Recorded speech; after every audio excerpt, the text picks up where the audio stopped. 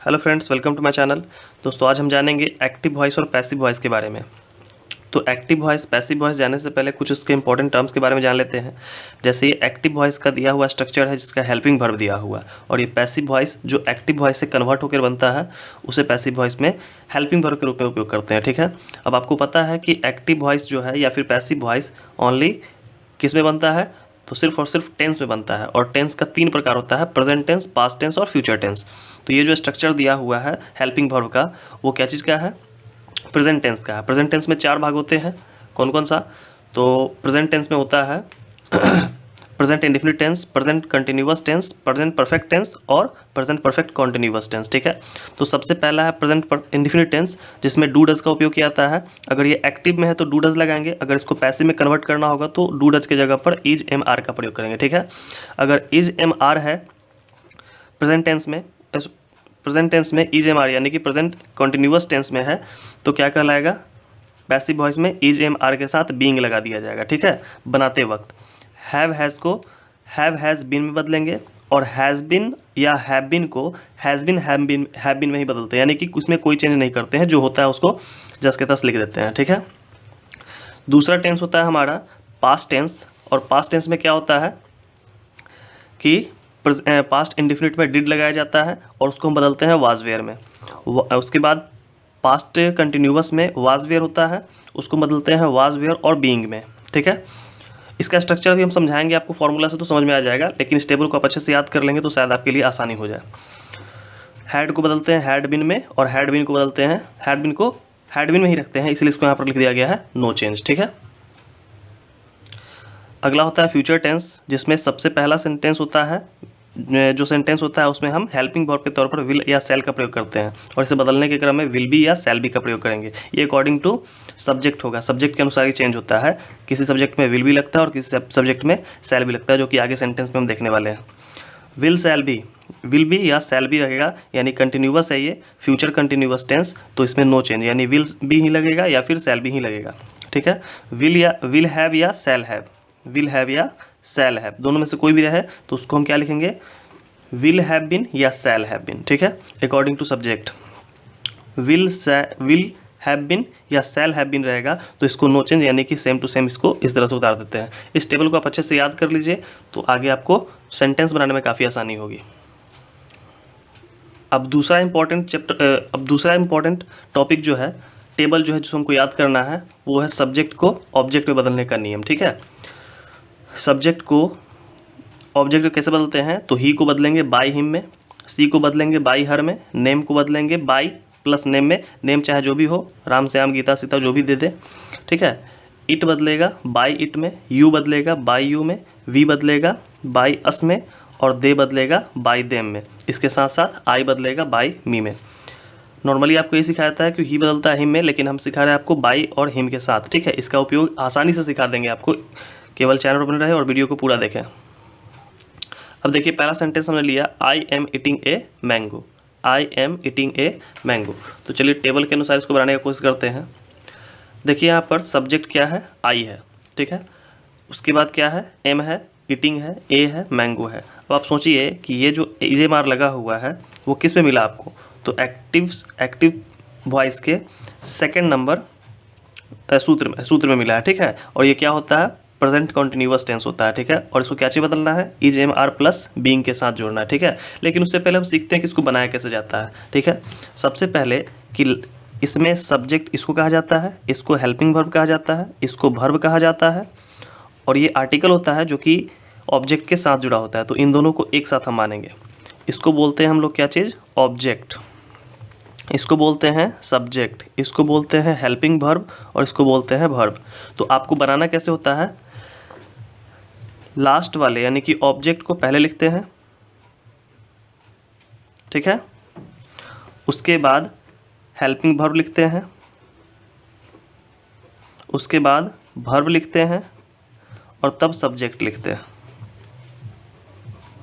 ठीक है, object, helping verb, verb, उसके बाद सब्जेक्ट। चूँकि सब्जेक्ट के साथ बाय लगाया हुआ है, हम लगा करके बताए हैं आपको इसलिए। ठीक है, अब देखिए यहाँ पर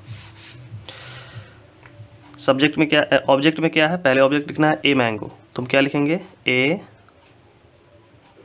मैंगो, ठीक है। उसके बाद चूँकि यहाँ पर एम लगा हुआ है तो एम का बदलाव कैसे करेंगे हम, इज एम आर के साथ जो भी रहेगा उसका क्या लगाएंगे, इज एम आर के साथ साथ बीइंग लगाएंगे, यानी कि इसमें एम दिया है तो हम भी एम चूज करेंगे और इसके साथ क्या लगा देंगे, बीइंग लगा देंगे। तो यहाँ पर लिखेंगे ए मैंगो। अब देखिए आई के साथ एम लगा हुआ था, एम लगा हुआ था, ठीक है, आई के साथ एम लगा हुआ था। अब यहाँ पर एक मैंगो है तो मैंगो के साथ क्या लगेगा, इज लगेगा, ठीक है। A mango is being eaten by, subject क्या है, मी, आई का बाय मी, मैंगो का मैंगो, एम है दिया हुआ आई के साथ तो क्या हो जाएगा, यहाँ पर मैंगो है इसलिए इज हो जाएगा, क्योंकि मैंगो के साथ एम नहीं लगता है, एम का उपयोग सिर्फ और सिर्फ आई के साथ होता है। और इज के साथ साथ क्या लगेगा, बीइंग लगेगा, ठीक है। चूँकि अभी हमने देखा प्रेजेंट कंटिन्यूअस टेंस में है, और ईटिंग जो है ये बदल गया ईटन में। हमेशा याद रखिएगा कि एक्टिव वॉइस में चाहे जो भी वर्ब दे दे, लेकिन पैसिव वॉइस में हमेशा क्या लगता है, वर्ब 3 ही लगता है। वर्ब के टोटल 5 प्रकार होते हैं, verb 1, verb 2, verb 3, verb 4, verb 5। Verb 1, verb 1 से लेकर के वर्ब 3 तक के आपको याद करना पड़ता है, जबकि वर्ब 4 में केवल ING जोड़ दिया जाता है और वर्ब 5 में एस या ES जोड़ा जाता है, ठीक है। टोटल 5 प्रकार होते हैं। तो ये समझ में आया कि नहीं। चलिए एक और सेंटेंस देखते हैं, उसके बाद समझ में आएगा। दूसरा सेंटेंस हमारा I was eating a mango, ठीक है। तब यहाँ पर देखिए आई के साथ क्या लगा दिया, वाज लगा दिया। अब हम चेक करेंगे अपने टेबल में कि वाज के साथ क्या है, तो वाज यहाँ पर मिला हमको एक्टिव में वाज हमको मिला, इसलिए पैसिव में वाज का क्या होता है, वाज ही रहता है या फिर वेयर में बदलता है अकॉर्डिंग टू सब्जेक्ट, और उसके साथ क्या लगाते हैं, बीइंग लगाते हैं, ठीक है। तो चलिए देखते हैं हमारे सीखने के अनुसार क्या लिखे हैं कि ऑब्जेक्ट को पहले लिखना है। तो ऑब्जेक्ट क्या है, ए मैंगो है, उसके बाद हेल्पिंग वर्ब, तो वाज के लिए क्या लगेगा, यहाँ पर मैंगो है तो वाज ही लगेगा, और इसके साथ साथ बीइंग लग जाएगा। उसके बाद क्या होगा, ईट है ना, ईटिंग है तो ईटिंग का क्या हो जाएगा, ईटेन। उसके बाद आई का क्या होगा, बाय मी, ठीक है। एक और सेंटेंस देखिए, जैसे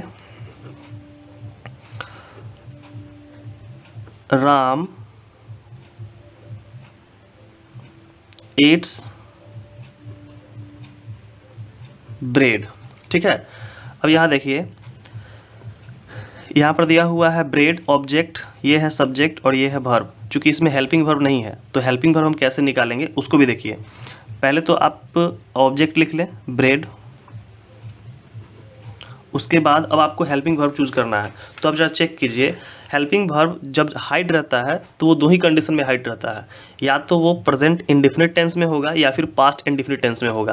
तो ये प्रेजेंट इंडेफिनिट या पास्ट इंडेफिनिट को पहचानने का तरीका है कि अगर यहाँ पर वर्ब 2 हो, हेल्पिंग वर्ब न दे करके वर्ब डायरेक्ट दे देगा, और मेन वर्ब के रूप में ईट जो दिया हुआ है ये अभी हेल्पिंग वर्ब के रूप में कार्य कर रहा है, और ये वर्ब 1 है तो हम समझ जाए, वर्ब 1 या वर्ब 5 होगा तो हम समझ जाएंगे प्रेजेंट इंडेफिनिट टेंस में है, लेकिन यही अगर वर्ब 2 होगा तो हम समझ जाएंगे कि ये पास्ट इंडेफिनिट टेंस में है।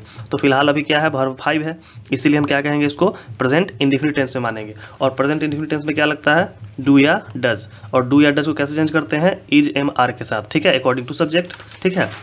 अब यहाँ पर ब्रेड है तो ब्रेड क्या है, सिंगुलर है, इसलिए यहाँ पर क्या लग जाएगा, इज, ब्रेड इज। उसके बाद क्या लगाना है, वर्ब 3, यानी कि इट्स दिया हुआ है तो इसका वर्ब 3 क्या होगा, ईटेन। और उसके बाद राम का क्या होगा, नेम का बाय नेम होता है इसलिए राम का बाय राम हो जाएगा, ठीक है। आइए एक चौथा एग्जांपल देखते हैं इसका, जैसे दे हैड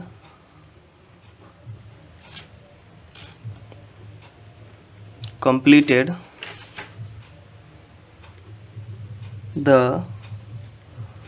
वर्क, ठीक है, they had completed the work. अब देखिए इसको कैसे बनाएंगे। सबसे पहले क्या करेंगे, हम द वर्क को ऑब्जेक्ट मानेंगे, ये सब्जेक्ट है, ये हेल्पिंग वर्ब हैड है, और ये कंप्लीटेड वर्ब हो गया, द वर्क क्या हो गया, ऑब्जेक्ट हो गया। तो द वर्क को पहले लिखें, द वर्क। अब यहाँ पर हैड है तो हैड के लिए क्या लगता है, ध्यान दीजिए, हैड के लिए लगता है हैड बीन, ठीक है। तो क्या लिखेंगे यहाँ पर,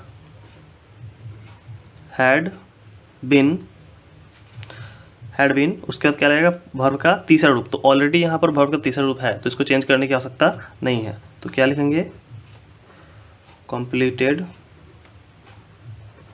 बाय देम, चूँकि दे का क्या होता है, बाय देम। ठीक, अब देखिए लिखा हुआ है he will do the work. ठीक है, तो अब इसमें क्या हो गया, ही क्या हो गया, सब्जेक्ट हो गया, विल हो गया हेल्पिंग वर्ब, डू हो गया वर्ब, और द वर्क हो गया ऑब्जेक्ट। तो सबसे पहले हम क्या लिखेंगे, द वर्क। अब यहाँ पर विल है तो जब विल रहता है तो क्या लगाते हैं, तो टेबल याद कीजिए एक बार फिर से, विल या सेल रहता है तो हम लोग विल बी या सेल बी का प्रयोग करते हैं। फिलहाल यहाँ पर विल है तो हम क्या करेंगे, विल का प्रयोग करेंगे। और वैसे भी वर्क के साथ क्या लगाते हैं, विल, लास्ट में क्या जोड़ेंगे, बी। तो the work will be, do का क्या हो जाएगा, डन। ठीक है, डू का तीसरा रूप क्या होता है, डन, और ही है तो ही का क्या होगा, बाय हिम। उम्मीद करते अब समझ में आ रहा होगा आप लोगों को। चलिए, my friend has been joining the party. ठीक है, तो यहाँ पर क्या हो गया, माय फ्रेंड हो गया सब्जेक्ट, हैज़ बीन हो गया हेल्पिंग वर्ब, ज्वाइनिंग हो गया वर्ब, और द पार्टी हो गया ऑब्जेक्ट। तो यहाँ पर क्या लिखेंगे हम लोग, द पार्टी हैज़ बीन का नो चेंज होता है, हैज़ बीन में कोई चेंज नहीं होता है, इसलिए क्या लिखेंगे यहाँ पर, हैज़ बीन। चूँकि पार्टी भी सिंगुलर नाउन है इसलिए यहाँ पर भी हैज़ बीन लग गया। द पार्टी हैज़ बीन, उसके बाद क्या लगाएगा, ज्वाइनिंग का थर्ड फॉर्म। तो ज्वाइनिंग फोर्थ वर्ब का फोर्थ रूप है, चौथा रूप है, इसीलिए इसको तीसरे रूप में बदलेंगे तो ज्वाइंड हो जाएगा, JOINED, joined. The party has been joined my friend, तो यहाँ हो जाएगा बाय माई फ्रेंड। ठीक है, तीसरा देखिए, सॉरी अगला देखिए, it will be disturbing me. ठीक है, it will be disturbing me, तो क्या हो गया यहाँ पर, सब्जेक्ट हो गया, ये हेल्पिंग वर्ब हो गया, ये डिस्टर्बिंग क्या हो गया, वर्ब हो गया, और मी क्या हो गया, ऑब्जेक्ट। तो मी का क्या बदल जाएगा, आई के साथ क्या लगता है, अब देखिए यहाँ पर विल बी है तो विल बी के साथ क्या होता है, नो चेंज, इसीलिए आई के साथ क्या लगा देंगे, अच्छा आई के साथ सेल भी लगता है और विल भी लगता है, आपकी मर्जी जो लगा, विल बी। अब यहाँ ये भी याद रखिए कि आई के साथ कब सेल लगता है, कब विल लगता है, इसके बारे में विशेष रूप से नेक्स्ट वीडियो में बता दूंगा। वैसे थोड़ा सा जानकारी के लिए आपको बताता हूँ कि आई के साथ सेल लगता है, अगर विल लगाते हैं तो वो वर्क डेफिनेट हो जाता है। ठीक है, अगर जहाँ विल, जिसके साथ विल लगता है उसके साथ अगर सेल लगाते तो वो वर्क क्या हो जाएगा, डेफिनेट हो जाएगा। ठीक है, श्योरिटी को दिखाता है अगर चेंज कर देंगे तो आई विल बी, डिस्टर्बिंग का क्या हो जाएगा, डिस्टर्ब्ड,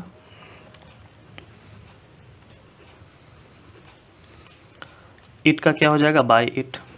इसीलिए बोले कि आप टेबल याद कर लेंगे तो बाकी सब ऑटोमेटिक आपको माइंड में कैलकुलेट होने लगेगा कि कैसे क्या लिखना है। सो अब देखिए, you will have been doing it, you will have been, अब यहाँ पर दिखा विल हैव बीन, ये भी होता है नो चेंज। कुछ ऐसे हैं जो कि नो चेंज रह जाते हैं, लगभग 4 ऐसे हैं सेगमेंट जो कि नो चेंज रह जाते हैं, तो उसको आप डायरेक्ट याद कीजिएगा तो आसानी से याद हो जाएगा। अब यहाँ पर सब्जेक्ट यहाँ है, वर्ब यहाँ है, और इट यानी कि ऑब्जेक्ट यहाँ है, तो क्या हो जाएगा, it will have been, doing का क्या हो जाएगा, डन, और यू का हो जाएगा बाय यू। उम्मीद करते हैं आपको समझ में आया होगा। अगर समझ में आया तो वीडियो को लाइक कीजिए और सब्सक्राइब कीजिए और चैनल को शेयर कीजिए ताकि ज़्यादा से ज़्यादा बच्चे जुड़ सकें।